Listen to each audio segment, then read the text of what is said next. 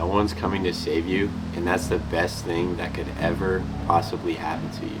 So this all started my sophomore year of my high school, and we had a pool party. When I went to take my shirt off, the girls started laughing, and they started saying crazy stuff, and that was like an extreme canon event for me, because I was like, yo, damn, I'm actually fat, bro.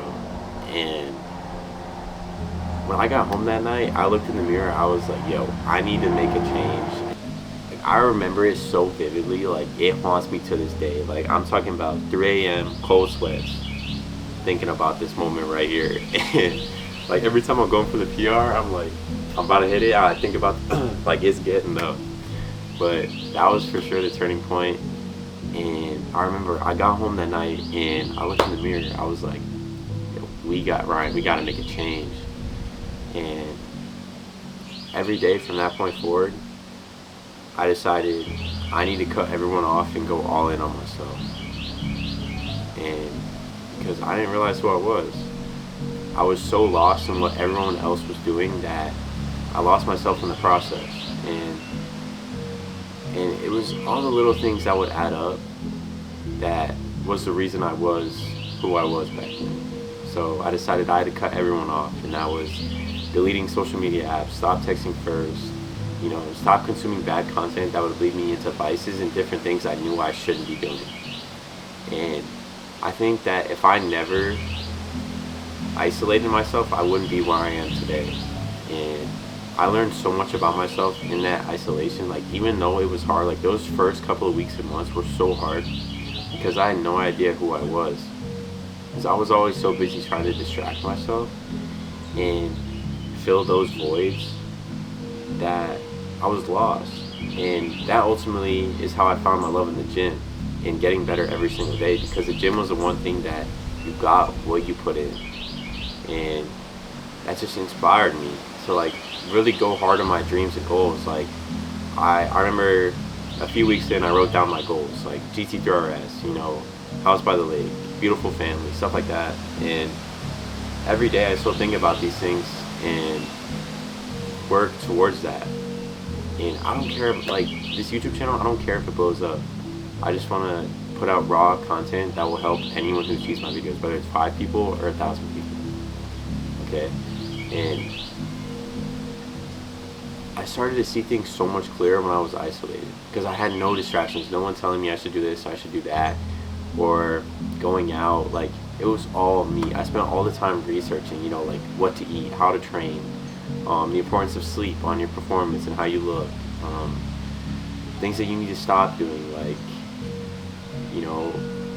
the effects of alcohol on building muscle, stuff like that. And just, it really changed my life. Like, if you're in a chapter of loneliness and isolation in your life, embrace it.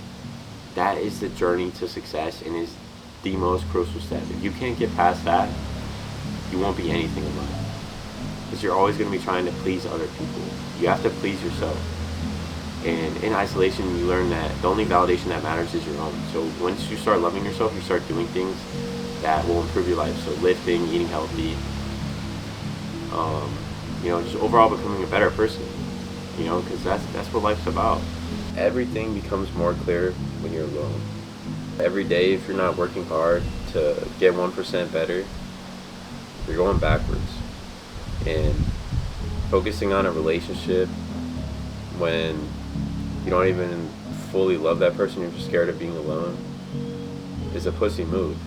I started to truly hear my own thoughts and who I was altogether. And I started to love myself. And in that process of loving myself, I started taking my health more seriously, my relationships with myself, the content I consumed, how my internal talks. And I'm a very driven person, and I get very focused on something, and I just got like tunnel vision on my goals. And I would constantly, I would always be in my head about, oh, this sucks, I'm lonely. But now that I think about it, that was the best thing that could have ever happened to me, because I had never been that consistent with the gym. I didn't go to the gym at all. Gym was locked in, diet was locked in, and there was no distractions. And now that I think about it, everyone around me at that time was just trying to distract themselves as best as possible. And when you're distracting yourself that much, you don't even know who you are. Character in your own book. Forget everyone else. Like, if you were to die tomorrow, yeah, they'd be sad, probably, but like, they have their own lives. They would forget about you. So you have to really realize, like, and ask yourself, what do I want out of this life? Before, it was just me going with the flow, what's the move, this and that, and I wasn't happy. And I thought that that stuff would make me happy, but it didn't. The only thing that made me happy was improving myself for the better every single day. And I learned what worked for me and what didn't. And ultimately, being alone gives you a clear mind of what you need to be doing. You cut out all the bullshit. It's the same with eating and getting fit in the gym. You just have to eat clean and feed yourself information that will help you. So it's the same. Like, what you consume is who you become. And also, who you surround yourself with is who you will also become. Your mental frame into, I'm changing my life for the better. You have to constantly tell yourself, like, this is an investment for my future family and my future self. And if you push through those hard days and keep working, keep grinding, because you're not going to see progress overnight, it will be worth it, I promise you. I had so many sleepless nights of, am I going to make it? Is this worth it? Because it was so lonely. But I made progress so fast that people didn't even recognize who I was. And it will be worth it, I promise you.